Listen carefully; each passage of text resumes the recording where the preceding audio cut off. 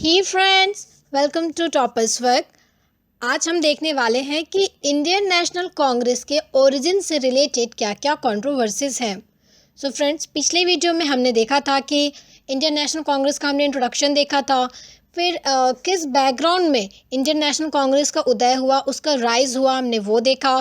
फिर हमने देखा कि किस तरह से जो न्यूज़पेपर्स थे, जर्नल्स थे, लाइक अमृता बाजार पत्रिका, द हिंदू, ये सब। फिर आपका आर्ट एंड लिटरेचर में हम देखें तो बहुत सारे गाने थे, जैसे वंदे मातरम, है ना। कुछ नॉवेल्स थे, प्ले लाइक जो नील दर्पण था, ये सब। और जो मिडिल क्लास थे, इन सब का क्या रोल रहता है और किस तरह से ए.ओ. ह्यूम जो हैं वो कांग्रेस की स्थापना करते हैं और किस तरह से कांग्रेस का प्लान फिक्स होता है कि हाँ भाई हमें क्या क्या करना है, किस तरह से रिजोल्यूशंस पास होते हैं, ऑब्जेक्टिव डिसाइड होते हैं, पूरा फ्रेमवर्क बनता है इंडियन नेशनल कांग्रेस का। सो ये सब फ्रेंड हम अपने पिछले वीडियो में देख चुके हैं। सो ये मैं यहाँ रिपीट नहीं करूँगी। अगर आपको वो देखना है तो आप हमारे प्लेलिस्ट पे आप जाकर वो देख लो। आज हम डिस्कस करने वाले हैं फ्रेंड्स कि क्या क्या कंट्रोवर्सीज है इसके ओरिजिन से रिलेटेड, बिकॉज इस पे एक क्वेश्चन आता है। And friends, Indian national Congress पे क्वेश्चन डायरेक्टली सिंपल नहीं पूछा जाता, उसमें एक टेल जरूर जोड़ता है। तो उसमें एक टेल ये भी बहुत बार होते हैं कि क्या क्या कंट्रोवर्सीज है इसको लेकर के, सेफ्टी वॉल्व थ्योरी क्या है, ये सारी चीज़ें ऐड हो जाती हैं। सो इस वीडियो में हम सेपरेटली इसको देखने वाले हैं। सो फ्रेंड्स, पहले हम कुछ प्रीवियस ईयर्स के क्वेश्चन देख लेते हैं जो इस टॉपिक पर पूछे गए हैं। तो पहला क्वेश्चन पूछा गया है आपसे कि आईएनसी के राइज की आपको विवेचना करनी है ना, जो हमने पिछले वीडियो में कर चुका है। और आपसे पूछा गया है क्या इसकी स्थापना अंग्रेजों के लिए एक सेफ्टी वॉल्व के रूप में की गई थी। तो ये जो सेकंड पार्ट है फ्रेंड्स, इस जो टेल जोड़ा गया है इस क्वेश्चन में, इसका आंसर आपको हमारे आज के इस वीडियो में मिलेगा। नेक्स्ट है आपका कि क्या आप इस मत से सहमत हैं कि 19th सेंचुरी में के लास्ट में आईएनसी का उदय जो नेशनल कॉन्शियसनेस यानी उदीयमान भारतीय राष्ट्रीय चेतना का परिणाम था। अपने मत के समर्थन में तर्क दीजिए।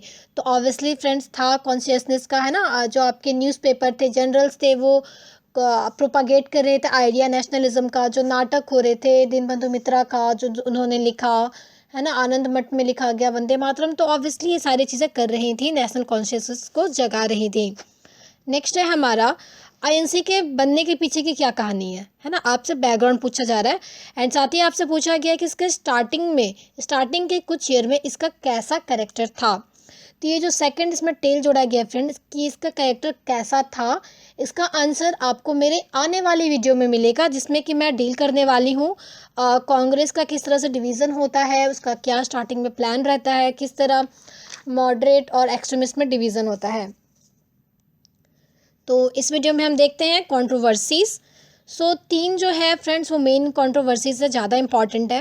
पहला है आपका ऑफिशियल कॉन्स्पिरेसी थ्योरी, जिसे कि सेफ्टी वॉल्व थ्योरी भी कहते हैं, और ये बहुत ही ज़्यादा इम्पॉर्टेंट है फ्रेंड। इसका मतलब ये था कि सेफ्टी वॉल्व थ्योरी या ऑफिशियल कॉन्स्पिरेसी थ्योरी का कि यानी इन शॉर्ट हम देखें तो मतलब गवर्नमेंट का ये एक षड्यंत्र था, है ना। एक कॉन्स्पिरेसी के थ्रू एनसी को क्रिएट किया गया।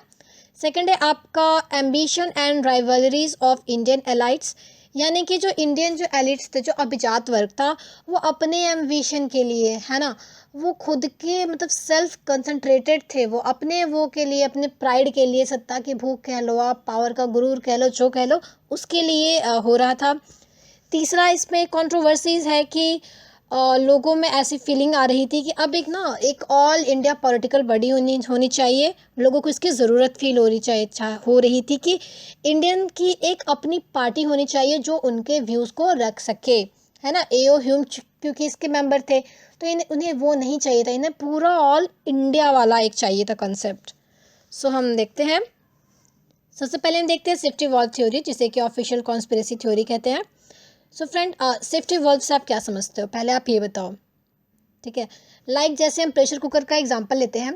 जब हम प्रेशर कुकर में खाना बनाते हैं तो क्या होता है, जब अंदर प्रेशर बढ़ता है तो एक सीटी देती है ना। उस सीटी के थ्रू क्या होता है, प्रेशर धीरे धीरे निकल जाता है और खाना भी पक जाता है। लेकिन कई बार आपने देखा होगा कुकर फट जाते हैं, है ना, पूरा छत फाड़ के ढक्कन निकल गया, ठीक है, बहुत बड़ा मतलब ये एक्सीडेंट हो सकता है, कुकर का फट जाना। तो ऐसा क्यों होता है? क्योंकि सीटी अच्छे से नहीं बैठी, सीटी अच्छे से नहीं लगी है, ठीक है। तो इसका मतलब ये हुआ कि जो सीटी है वो एक सेफ्टी वॉल्व की तरह काम कर रही है ना, प्रेशर को धीरे धीरे रिलीज करके ये सेफ्टी वॉल्व का काम कर रही है। तो उसी तरह आईएनसी को बनाया गया था कि वो धीरे धीरे लोगों का जो गुस्सा है ना, उसको आक्रोश है लोगों का, वो धीरे धीरे प्रोटेस्ट है ना, इन सब के फॉर्म में धीरे धीरे बाहर निकले, एक ही बार में 1857 की तरह विद्रोह ना हो जाए। सो इसको हम डील करते हैं। तो इफ़ अगर आईएनसी या ऐसी कोई भी ऑर्गेनाइजेशन, अगर ये किसी इंडियन का इनिशिएटिव होता, किसी इंडियन ने स्टार्ट किया होता, तो शायद इतना बवाल नहीं होता। पर एक्चुअली इसे ऑर्गेनाइज करा था एओ ह्यूम ने, जो कि एक अंग्रेज थे। और अंग्रेज तो थे ही, और साथ में ये एक रिटायर्ड सिविल सर्वेंट भी थे वह ब्रिटिश के। तो यहीं पर मुद्दा बन जाता है कि आखिर ये अंग्रेज हम पे इतना मेहरबान क्यों है, हमारी भलाई के लिए ये क्यों ऑर्गेनाइजेशन बना रहे हैं, है ना। तो इसमें कुछ ना कुछ मतलब दाल में कुछ काला है, तो क्यों कर रहे हैं? तो इसमें एक मत ये है कि ऐसा माना जाता है कि अपने सर्विस पीरियड में एओ ह्यूम को काफ़ी सारे एक्सपीरियंसेस होते हैं। उसमें वो देखते हैं कि किस तरह से जो इंटेलेक्चुअल्स है, इंडियन इंटेलेक्चुअल, उनको किस तरह से एलिनेट कर दिया गया है गवर्नमेंट से, है ना, उनको अलग कर दिया गया है। कोई भी उनको ढंग का जॉब नहीं दिया जा रहा, ठीक। उनका दुखड़ा सुनने के लिए कोई नहीं है सरकार में, और सरकार को भी कोई मतलब नहीं है अपने जो इंडियंस जो काउंटर पार्ट्स है उनसे। तो ये चीज़ें धीरे धीरे लोगों में आक्रोश पैदा कर रही हैं, गुस्सा जो है वो बढ़ता जा रहा है लोगों में, और ये गुस्सा कभी भी फट सकता है, और इससे ब्रिटिश राज को बहुत नुकसान पहुंच सकता था। जैसे कि 1857 यानी कि 1857 के रिवोल्ट के समय हुआ था कि अचानक से गुस्सा फूट पड़ा। तो एओ ह्यूम ने खुद भी कहा है कि उनका एम बस ये था कि जो बढ़ता हुआ गुस्सा है इंडियंस का, उनको एक कंट्रोल वे में एक बाहर निकलने का रास्ता दे सके वो, ठीक है। ये एओ ह्यूम ने खुद कहा है। पर डब्ल्यू सी बनर्जी, उन्होंने अपने स्टेटमेंट में कहा है कि जो ह्यूम थे वो डफरिन के डायरेक्ट एडवाइस में काम करते थे, उनसे डायरेक्ट एडवाइस लिया करते थे, ठीक है। यानी कि हो सकता है कि ये एक कॉन्स्पिरेसी के तहत आईएनसी को बनाया गया, ताकि एक संविधानिक रास्ता दिया जा सके लोगों को अपना आक्रोश, अपना गुस्सा जाहिर करने का। पर हम देखते हैं कि जो अभी के हिस्टोरियंस हैं, जो रीसेंट हिस्टोरियंस हैं, वो इन व्यूज़ को नहीं मानते। रीसेंट हिस्टोरियंस का कहना है कि पॉइंट्स में देखते हैं हम कि ह्यूम का जितना ज़्यादा इन्फ्लुएंस दिखाया जा रहा है कांग्रेस पर, उतना एक्चुअली में था नहीं। चीज़ें कुछ ज़्यादा ही बढ़ा चढ़ा के दिखाई जा रहे हैं, इतना ह्यूम का इन्फ्लुएंस नहीं था। और कुछ प्राइवेट पेपर्स मिलते हैं लॉर्ड डफरिन के, जो कि जिसमें कि हम जिसको कि हम एज ए एविडेंस यूज़ करके ये कह सकते हैं कि एओ ह्यूम के आइडिया को डफरिन ने बिल्कुल भी सीरियसली नहीं लिया था। तो ये कहना कि डफरिन का मोहरा था एओ ह्यूम, ये मतलब सही नहीं रहेगा। फ्रेंड्स, इफ़ ये वीडियो आपके लिए ज़रा भी हेल्पफुल है तो प्लीज़ अभी के अभी वीडियो को लाइक कर दे एंड चैनल को सब्सक्राइब कर दे फ्रेंड्स, क्योंकि इस चैनल पर आपको हिस्ट्री ऑफ इंडिया के notes, Europe, Asia, America, China and Japan, in fact मैं इन शॉर्ट कहूँ तो आपका पूरा सिलेबस यहाँ कवर होने वाला है बीए और एमए इन हिस्ट्री का। यानी कि आप लोगों के लिए ही ये चैनल स्टार्ट किया गया है फ्रेंड्स। तो अभी के अभी चैनल को सब्सक्राइब कर ले और साथ ही बेल आइकन भी प्रेस कर ले। तो हम अब नेक्स्ट पॉइंट देखते हैं। रिसेंट हिस्टोरियंस का ये भी मानना है कि ह्यूम जो थे वो काफ़ी सालों तक कांग्रेस को खड़े करने में जुटे रहे, है ना। 21 साल तक उन्होंने कांग्रेस के जनरल सेक्रेटरी का पद संभाला था। कांग्रेस को उन्होंने गाइड करा, उन्होंने ही शेप करा पूरा कांग्रेस को, तो काफ़ी इम्पॉर्टेंट रोल प्ले किया। तो चलो ये सब तो ठीक है, पर इंडियन लीडर्स ने इतनी आसानी से किसी ब्रिटिश, है ना, ब्रिटिश के एक्स सर्विस सर्वेंट की लीडरशिप क्यों एक्सेप्ट कर ली भाई, है ना। बना दिया ठीक है, लेकिन इस 21 सालों तक आप देख रहे हो क्यों उनकी लीडरशिप वो एक्सेप्ट कर रहे थे। सो इसके भी बहुत सारे रीजंस हो सकते हैं। तो एक रीज़न इसका ये है कि इंग्लिशमैन होने के बावजूद भी जो ह्यूम थे वो रीजनल प्रेजुडाइसेस से काफ़ी फ्री थे, वो उनसे मुक्त थे। सेकंड रीज़न ये भी था कि इंडिया के जो लीडर्स थे वो पूरी सतर्कता से आगे बढ़ रहे थे ना, पूरा कॉजन ले रहे थे कि कहीं उन्होंने कुछ गलती करी और चुटकियों में इस ऑर्गेनाइजेशन को कुचल दिया जाएगा अंग्रेजों द्वारा। तो अगर इनके साथ कोई ब्रिटिश गवर्नमेंट का ऑफिशियल रहेगा तो इस बात का खतरा कम हो जाएगा कि उनका ऑर्गेनाइजेशन को कुचला जाएगा या बंद किया जाएगा। ठीक है, तो आगे देखते हैं जो सेकंड कंट्रोवर्सी है, जो कि है ambition and rivalries of Indian elite. But friends, पहले आप मुझे ये बताओ कि आप प्रीवियस ईयर्स के क्वेश्चन पेपर्स तो देखते हो ना, एनालाइज करते हो आप उसे? नहीं करते? क्यों? मिल नहीं पाता आपको? सो फ्रेंड, इफ़ अगर आपको ऐसी प्रॉब्लम है कि आपको मिल नहीं पाता, आप कहाँ से अरेंज करो, कहाँ से लाऊं, अब कहाँ ही मैं सीनियर्स से मांगते फिरूं क्वेश्चन पेपर दे दो, क्वेश्चन पेपर दे दो, तो अब आपको उसकी टेंशन लेने की ज़रूरत बिल्कुल भी नहीं है, क्योंकि आपको इस चैनल पे बहुत सारे प्रीवियस से क्वेश्चन पेपर मिल जाएंगे।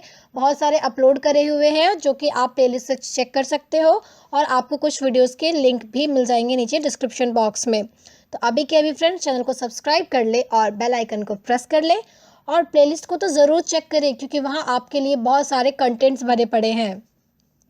तो हम अपना नेक्स्ट कंट्रोवर्सी देखते हैं, ambition and rivalries of Indian elite. तो जो कैम्ब्रिज यूनिवर्सिटी के हिस्टोरियंस हैं, उनका कहना है कि इंडियन नेशनल कांग्रेस एक राष्ट्रीय संस्था नहीं थी। इसके मेंबर्स अपने ही कॉजेज़ और बेनिफिट्स पूरा करना चाहते थे। यानी कि जो एलिट लोग थे, जो अभिजात लोग थे, वो अपने मटेरियल इंटरेस्ट, है ना, अपने नेम एंड फेम के लिए, है ना, सत्ता की भूख थी उनको। ठीक है, पूरे पावर के गुरूर में वो चूर थे। ठीक है, ऐसा उनका मानना था, और उन्हें नेशनलिज्म की कुछ नहीं पड़ी थी। पर इस व्यू को इंडियन हिस्टोरियंस ने चैलेंज करा कि ठीक है, सत्ता का डिज़ायर तो था, ठीक है, सत्ता का डिज़ायर तो था, but at the same time लोगों की जो ग्रीवेंसेस थी उनको भी ये एड्रेस कर रहे थे। इनका जो विज़न था वो काफ़ी नेशनलिस्टिक था, है ना, एक इनका नेशनल विज़न था, जो कि जात पात, फैमिली, कम्युनिटी, इन सब से काफ़ी ऊपर था। So they are trying to translate this national vision into a reality.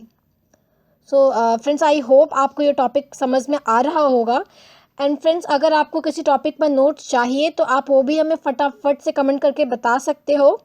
And मैं जो एक नेक्स्ट वीडियो लाने वाली हूँ फ्रेंड्स कांग्रेस पर, उस पर मैं डिवीज़न दिखाऊंगी कांग्रेस का, कि किस तरह सूरत सेशन में ऐसा क्या होता है ना, क्यों जो है मॉडरेट और एक्सट्रीमिस्ट डिवाइड हो जाते हैं, क्या क्या उनका डिफरेंसेस था आइडियोलॉजीज़ में, वो हम डिस्कस करेंगे, क्योंकि उस पर भी क्वेश्चन आते हैं, टेल ऐड कर दिया जाता है कभी कभी ये भी। सो हम नेक्स्ट देखते हैं, नेक्स्ट कंट्रोवर्सी जो है वह है need for an all India body. So 1880s के टाइम पर बहुत से नेशनल ऑर्गेनाइजेशन बने, like Madras Mahasabha, Indian national conference, इस तरह बहुत सारे बन रहे थे उस टाइम पर।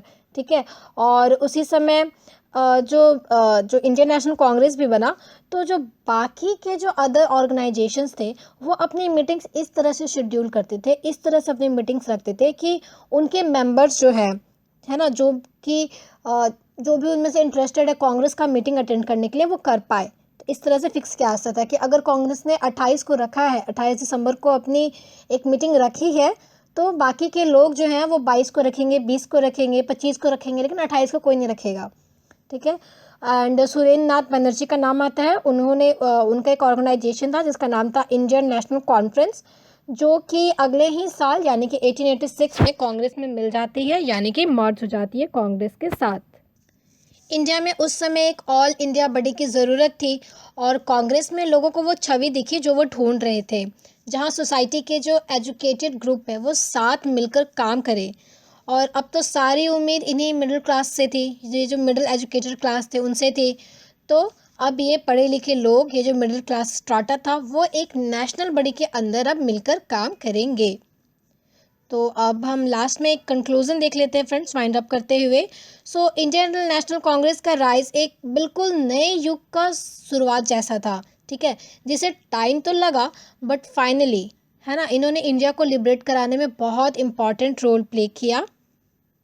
एट स्टार्ट इनका जो ऑर्गेनाइजेशन था ये बहुत ज़्यादा प्रॉपर नहीं था, मीटिंग्स भी रेगुलर नहीं थी, मेंबरशिप का भी कोई बहुत ज़्यादा ठिकान नहीं था, है ना, कोई उसका सेंट्रल ऑफिस नहीं था कि ये हमारा ऑफिस है, ऐसा कुछ नहीं था। ठीक है, तो स्टार्टिंग में ऑर्गेनाइज नहीं थी ये। पर जैसा कि कहा जाता है कि कोई भी जो बड़ी चीज़ होती है ना, वो अचानक से नहीं आती है, वो छोटे छोटे स्टेप्स से आती है, छोटे छोटे कदमों से ही वो आगे चल के बड़ी होती है। तो उसी तरह इंडियन नेशनल कांग्रेस भी छोटे छोटे स्टेप्स लेती है, और आगे चलकर देश की एकता का, है ना, देश की यूनिटी का एक सिंबल बनकर उभरती है। फ्रेंड्स, आई होप आपको ये वीडियो बहुत पसंद आया होगा और आपने इसे लाइक भी कर दिया होगा। सो फ्रेंड्स, फिर मिलते हैं नेक्स्ट वीडियो में एक न्यू क्वेश्चन पेपर एनालिसिस और नोट्स के साथ। Thank you.